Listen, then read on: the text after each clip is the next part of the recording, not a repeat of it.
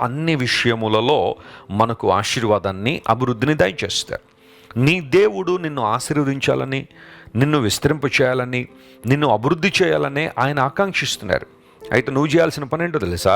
ఆయన ప్రణాళికకు నీ జీవితాన్ని అప్పగించుకోవడం, ఆయన అధికారానికి నీ జీవితాన్ని అప్పగించడం. ఈ రోజుల్లో చాలామంది అన్నీ చేయడానికి సిద్ధమే. దేవుని కొరకు కొంచెం దూరం నడవాల్సి వస్తే నడుస్తామండి.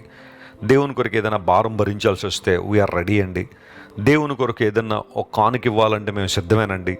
దేవుని కొరకు ఏదన్నా ఒక సహాయం చేయాలంటే మేము ముందుకు వస్తామండి.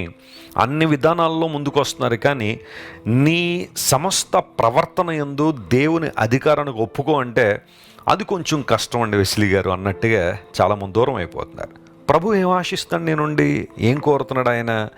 నీ నుండి ఆయన కోరుతుందంటూ ఏదైనా ఉంది అంటే ఆయన చిత్తానికి నీ జీవితాన్ని సమర్పించుకోవడమే. బైబిల్ గ్రంథాన్ని మీరు చదవండి.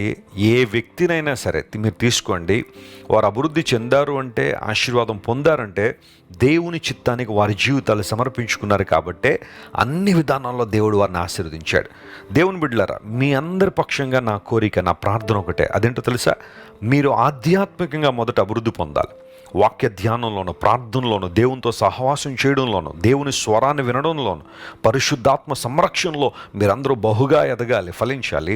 ఆ తర్వాత అన్ని విషయములలో అనగా శారీరకంగా, భౌతికంగా, సామాజికంగా, ఆర్థికంగా, కుటుంబపరంగా దేవుడు మిమ్మల్ని దీవించాలని మనస్ఫూర్తిగా నేను ఆశిస్తున్నాను.